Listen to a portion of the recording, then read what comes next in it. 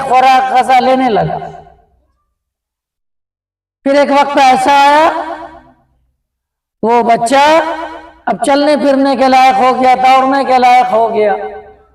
پھر آگے مزید بڑھیے، وہ بچہ اس دور میں پہنچا 7-8 سال کی عمر میں کہ اس کی تعلیم کا آغاز ہو گیا۔ اور آپ ذہن نشین کر لیجئے، دنیا میں سب سے پہلا مکتب، سب سے پہلا مدرسہ ماں کا گود ہے۔ بچہ کو ماں جیسی تعلیم اور تربیت سے نوازے گی، بچہ اسی طریقے سے نکلے گا۔ اللہ رب العزت کا یہ کرشمہ ہے، اس جہان کو آباد رکھنے کا کرشمہ ہے۔ یکے بعد دیگرے کچھ لوگ آئے، کچھ گئے، اور یہ جانے کا آنے کا یہ سلسلہ قائم اور باقی ہے۔ ایک وقت ایسا آئے گا اللہ رب العزت نے اس انسان کی تخلیق، اس انسان کی پیدائش، اس کا وجود جیسے ہی کیا ہے، اس کے تابع کائنات کی تمام چیزوں کو انسان کے لیے پیدا کر دیا، اور اللہ نے انسان کو اپنی مرضی کے لیے پیدا کر دیا۔ بہت سارے حفاظ کرام بیٹھے ہیں، وَمَا خَلَقْتُ الْجِنَّ وَالْإِنسَ إِلَّا لِيَعْبُدُونِ۔ سارے انسانوں کو، جناتوں کو اللہ نے اپنی عبادت کے لیے پیدا کیا، اور انسان کے لیے اس کائنات کا سارا نقشہ، ساری چیزیں، سارا نظام اسی انسان کے لیے اللہ نے پیدا کیا۔ بہرحال تفصیل سے آپ کے سامنے آج باتیں رکھنے کا موقع نہیں ہے۔ انشاءاللہ اگر کائنات میں، اس دنیا میں زندگی باقی رہی تو تفصیل سے پھر کسی موضوع پہ آپ کے سامنے باتیں رکھی جائیں گی۔ آج کی اس تعزیتی مجلس سے جو باتیں نسبت رکھتی ہیں، تعلق رکھتی ہیں، عزیزم بابو جہانگیر عالم، وہ ایک ایسا نوجوان، ایسا ایک انسان تھا، علاقے کے تمام لوگ اسے بہت ہی خوش مزاج، با اخلاق کے نام سے تعبیر کیا کرتے ہیں، اور اتنا ہلکا پھلکا چلنے پھرنے کے اعتبار سے جہاں وہ بہت سارے کاموں کو کیا کرتے تھے، وہاں اس کا ختنہ کرنا ایک مشہور تجربے کی روشنی میں لوگ جانتے ہیں۔ چھوٹے معصوم بچوں کا پیشاب اٹک گیا، یہ ڈاکٹر وہ حکیم کو تلاشا نہیں جا رہا تھا۔ جن لوگوں کو معلومات ہوتی تھی ہمارے جہانگیر بابو سے آ کے ملاقات کرتے تھے، اور اس بچے کو دیکھ کر کہ پیشاب کیوں رک گیا، کیوں اٹک گیا، انہوں نے ختنہ کیا پیشاب چکی۔ اللہ نے یہ بہت قیمتی ہنر سے اسے نوازا تھا۔ آئیے آپ مطالعہ کیجئے، غور کر لیجئے، اس بہت مختصر سی زندگی میں اللہ نے اسے کثیر العیال بنایا۔ ایک جھنڈ، ایک جماعت ہے ان کے مہذب با اخلاق لڑکوں کی، اور اسی طریقے سے ان کی بچیاں بھی نہایت خوش مزاج اور دیندار ہیں۔ میں آپ سے یہ عرض کرنا چاہوں گا، میں نے خود اپنی زندگی میں جہانگیر بابو کے کسی بچے کو کسی سے بد کلامی کرتے ہوئے نہیں دیکھا، اور سخت کلامی کرتے ہوئے نہیں دیکھا۔ یہ اس کے والد کا ثمرہ ہے کہ اس کو دیکھ کر ان کے بچوں نے اپنی زندگی گزارنے کا سلیقہ اور طریقہ سیکھا۔ میرے پیارے بزرگوں اور دوستوں، آج وہ ہمارے آپ کے بیچ نہیں رہے۔ کوئی نہیں جانتا تھا کہ وہ ارریا گئے ہیں، تو ارریا سے ان کی لاش آئے گی۔ یہ بہت بڑی عبرت کی بات ہے۔ جگہ جی لگانے کی دنیا نہیں ہے، جگہ جی لگانے کی دنیا نہیں ہے، یہ عبرت کی جا ہے، تماشا نہیں ہے۔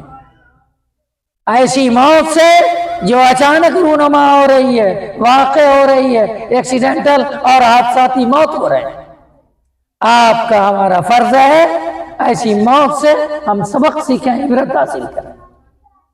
نہ ہم نے دیکھا ہے نہ آپ نے دیکھا ہے ہماری موت اس طرح مرگ پہ آئے گی، یا فلائٹ پہ ہوگی، یا ٹرین پہ ہوگی، یا میدان میں ہوگی، یا گھر میں ہوگی، یا ڈاکٹر کے یہاں کلینک میں ہوگی، کسی نے نہیں دیکھا۔ رب العالمین سے دعا فرمائیے اللہ آپ کو، ہم کو، سب کو حسن خاتمہ کے ساتھ سکون و عافیت والی موت نصیب فرمائے، ایمان والی موت نصیب فرمائے۔ وہ ہمارے بیچ سے چلے گئے اور ایسے نہیں گئے۔ میں ایک بات آپ سے کہہ کے بات اپنی ختم کرنے جا رہا ہوں۔ 50 اور 55 کی عمر تقریباً ان کی رہی ہوگی میرے اندازے کے مطابق۔ اس مختصر سی عمر میں نے ان کا وہ گھر، وہ بیٹا بھی دیکھا ہے جہاں وہ بچپنے سے زندگی گزار رہے تھے، پھر وہاں سے وہ یہاں آئے۔ آج آپ دیکھ لیجئے یہ کتنا بڑا محل ہے، اور اس کے پیچھے کی جائیداد اور زمین ہے۔ صرف ان کی چاہت سے نہیں ہو گیا، انہوں نے، ہر انسان چاہتا ہم آگے بڑھیں آگے بڑھیں، لیکن آگے کی منزل اسی کی قسمت میں ہوتی ہے جہاں قدرت کی مدد ہوتی ہے۔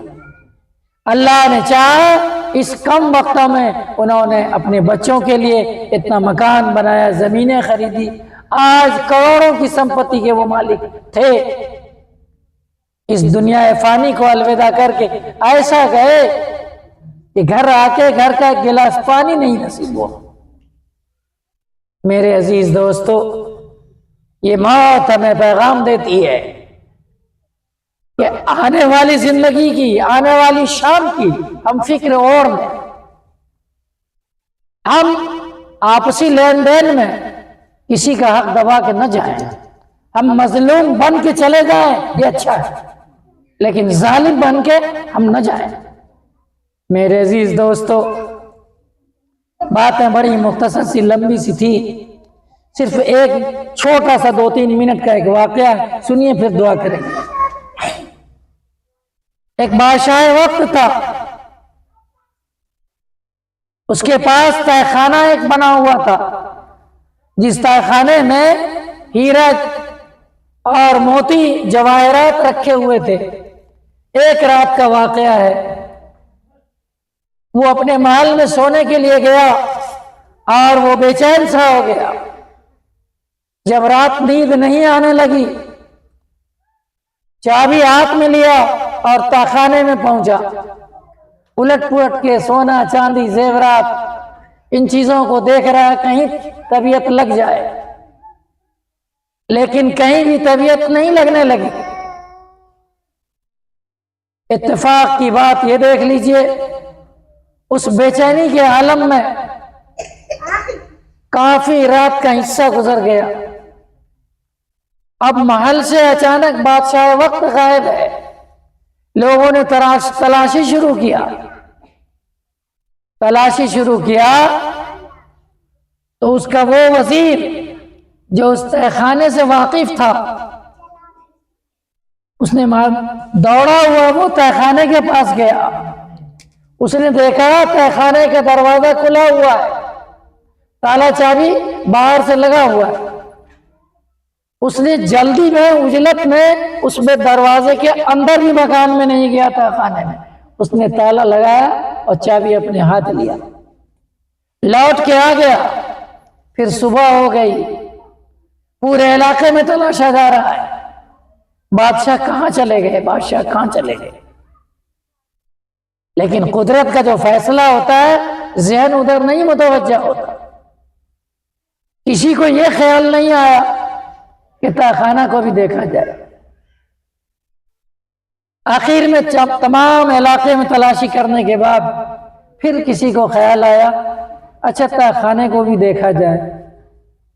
تہہ خانہ کھول کے جب اس میں اندر گیا تو دیکھتا ہے ایک لاش پڑی ہوئی ہے، لاش کے ہاتھ میں ایک چھوٹی سی پرچی لکھی ہوئی ہے جس میں لکھا ہوا ہے، اے دنیا والو، میں اتنی بڑی سلطنت حکومت رکھنے کے بعد ایک گلاس ایک گھونٹ پانی سے محروم ہو کر اپنا دم توڑ رہا ہوں اور اس دنیا سے جا رہا ہوں۔ میرے عزیز دوستو، موت کب کہاں کیسے آئے گی کہنا مشکل ہے۔ ہم اللہ سے ہمیشہ دعا کریں ہمارا آپ کا سب کا حسن خاتمہ اللہ پاک نصیب کرے۔ اخیر میں ہم اپنے مرغوب بابو سے، ان کے تمام بھائیوں سے، ان کے گھر کے تمام افراد سے یہ گزارش کریں گے، سب سے زیادہ بوجھ اس وقت اور ابھی سے اخیر تک ہمارے بابو مرغوب پر ہے۔ وہ بڑے ہیں، ذمہ داری کو سنبھالیں، اور تمام چھوٹے بھائی سے یہ کہیں گے اب آپ کے والد محترم نہیں رہے، وہ اس دنیا سے چلے گئے۔ آپ اپنے بڑے بھائی کو اپنے والد کی جگہ سمجھیے گا، ان کے حکم کے خلاف نہ چلیے گا، اور ان کے بڑے بھائی اپنی اولاد کی طرح تمام چھوٹے بھائیوں پر شفقت کی ساتھ سلوک رکھیں گے انشاءاللہ۔ دوسری بات، اخیر میں ایک بات کہا کہ بات ختم۔ وہ چلے گئے، اگر آج وہ باحیات ہوتے، آج لاکھوں، 2 لاکھ 10 لاکھ کی ضرورت ہوتی کہ ان کے علاج میں، ان کی شفا کے لیے ہم خرچ کریں، تو کوئی گھر کا آدمی، ان کا کوئی لڑکا ایسا نہیں تھا جو پیچھے رہتا، لیکن انہوں نے ایسا موقع بھی اپنی اولاد کو نہیں دیا۔ خود چلتے پھرتے دنیا میں رہے، اور چلتے پھرتے اچانک اللہ کے بارگاہ میں چلے گئے۔ اب ان کی خدمت کا ایک راستہ باقی رہ گیا۔ آپ کے سامنے مدارس ہے، مساجد ہے، اس کی تعمیر، اس کی توثیق، اس کا تعاون، اس کی مدد۔ آپ تمام بھائی مل کے بیٹھیے، آپ دور پہلے نہ جائیے۔ آپ کے گاؤں میں ایک پرانا اور عالیشان مدرسہ چل رہا ہے، اس کے کیمپس میں ایک مسجد ہے۔ میں نے ابھی مرغوب بابو سے کل کہا تھا، وہ مسجد آج تک رنگ پینٹ اس کو نصیب نہیں ہوا۔ آپ سب بھائی مل کے مشورہ کر کے اس کا رنگ پینٹ ابا کے نام سے کرا دیجیے۔ آپ کی اس خدمت سے اللہ خوش ہوں گے، مسجد چمک دمک کے ساتھ دنیا میں آباد رہے گی، اللہ ان کی قبر کو بھی نور سے منور فرمائے گی۔ وآخر دعواہم ان الحمدللہ رب العالمین۔ درود شریف پڑھیے، دعا کر دیجیے۔ اللہم